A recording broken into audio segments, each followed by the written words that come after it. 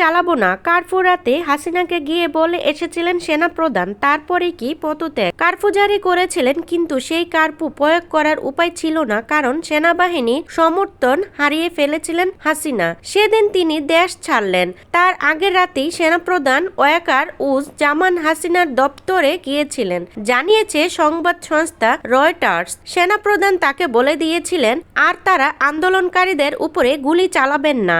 কারফিউর মাঝে কেউ রাস্তায় বেরোলে তাদের দমন করা হবে না। সেক্ষেত্রে বার্তা ছিল স্পষ্ট, হাসিনার কাছ থেকে সমর্থন তুলে নিচ্ছে বাংলাদেশ সেনা। রয়টার্স জানিয়েছেন সেনাবাহিনীর এই সিদ্ধান্তই হাসিনার পতন নিশ্চিত করে দিয়েছিল, নির্ধারণ করে দিয়েছিল তার ত্যাগ। গত রবিবার রাতে সেনাপ্রধান ওয়াকার তার জেনারেলদের সঙ্গে নিয়ে একটি জরুরি বৈঠক করেছিলেন। সেই বৈঠকের সরকারের পক্ষ থেকে সমর্থন তুলে নেওয়ার সিদ্ধান্ত নেওয়া হয়। রাতেই হাসিনাকে জানানো হয় সেই সিদ্ধান্তর কথা। মনে করা হচ্ছে সেনাবাহিনীর সমর্থন হারানোর পরেই পদত্যাগের সিদ্ধান্ত নিয়ে ফেলেছিলেন হাসিনা। প্রথম আলো জানিয়েছে তারপরও শেষ মুহূর্ত পর্যন্ত তিনি বলপ্রয়োগ করে আঁকড়ে থাকার চেষ্টা করেছিলেন, তবে তা সম্ভব হয়নি। পরিস্থিতি হাসিনার হাতের বাইরে বেরিয়ে গিয়েছিল।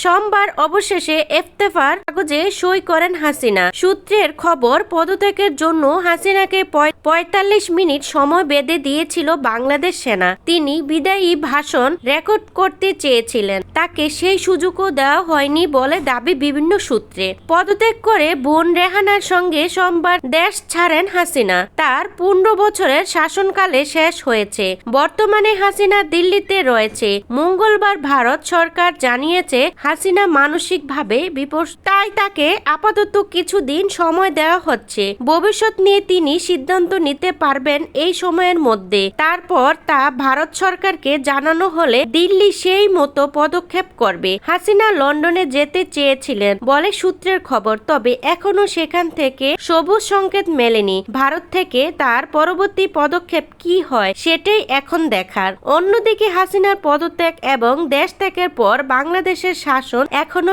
সেনার অধীন। সেনাবাহিনীর অধীনেই গঠিত হবে তথারীতি সরকার। নোবেলজয়ী অর্থনীতিবিদ মোহাম্মদ ইউনূসকে বাংলাদেশে অন্তর্বর্তী সরকারের প্রদান করার সিদ্ধান্ত নেওয়া হয়েছে।